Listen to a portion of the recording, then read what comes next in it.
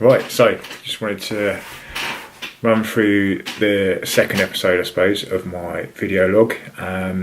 Try and keep it a little bit shorter than last week's if possible. I didn't realise I'd gone on so much, and also because we've done a bit more of the instruction, we can just really focus on the main aspects as we go forward with 7 weeks now, 7 weeks till the competition.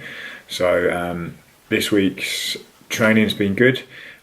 Still doing the same training split, same as last week. In terms of the weight, weigh in on Saturday at 107 still, 107.7. So if anything, it's 0.2 more than the previous week, which I don't get. Not worried about at all in any way.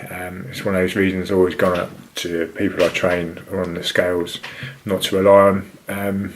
They're not gospel, depending on when you weigh. Also the water fluctuations and everything in terms of your body's fluctuations can change so much over the course of a day, so don't just rely on the scale weight. Everything else, track everything else as well. So yeah, I feel good. Again, like training's just keeps progressing on. I'm sure this is going to change at some point. We've got and the beast mug today. Yeah, because I'm off work at the moment as well, hence the beard.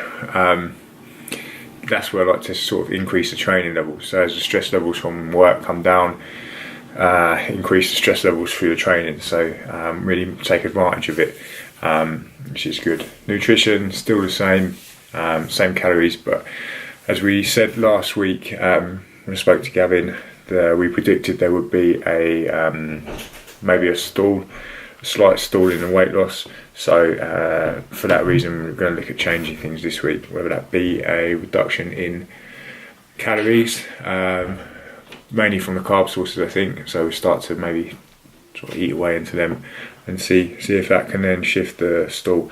And in terms of weight loss, it's not just a linear line that goes like this. We've got a lot of downward trends and then a bit of a stall pattern, then we might get another whoosh and then a stall. So yeah, it's not always a linear pattern with weight loss, no matter how you try and do it anyway. Also put in a little bit of posing, I suppose, just to try and get the body used to holding those positions. So just trying to add in a little bit of that after some of the training sessions. Still doing the morning cardio work, 30 minutes still, so it's not a great deal. It's quite low intensity, and sprint work as well, still 10 minutes after all of the weight sessions apart from the legs. So yeah, really still happy with how it's going. I'm not really feeling the effects of it too much, and still progressing and dropping the weight. As I say, it will probably start to change from now on in. And so yeah, but still enjoying it. It's good. The other little thing, I don't know if you're on Snapchat and you have a look over this past week, I've been interested in getting some more information, I suppose, to help me see in terms of progression and also not just now but also in general health, I suppose, and decided to get some blood samples done.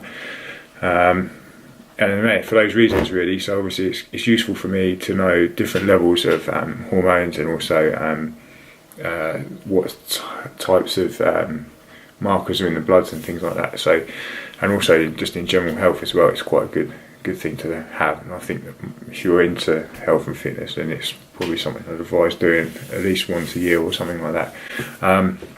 It's not too expensive, I don't think anyway. So it cost me £99.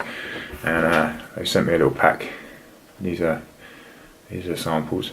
Yeah, they sent me that, and basically I'm going to send these off, and they're going to give me a report back, which is going to be emailed to me, and I'll be able to go through it hopefully and put it into this log, maybe in the next one if I get it back in time. So they're going to look at the creatine levels within my kidneys to see how that is. That's interesting for me as well, because obviously I use creatine just to see what the levels are in there and whether it's saturated to a high enough amount.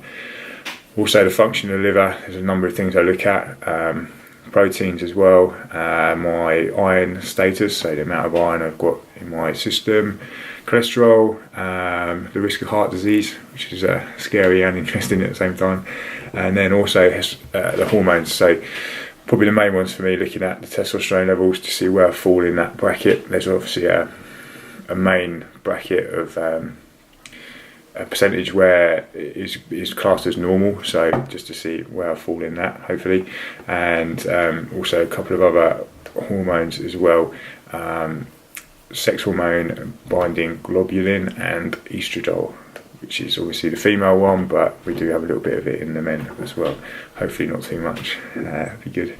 But yeah, so this was good.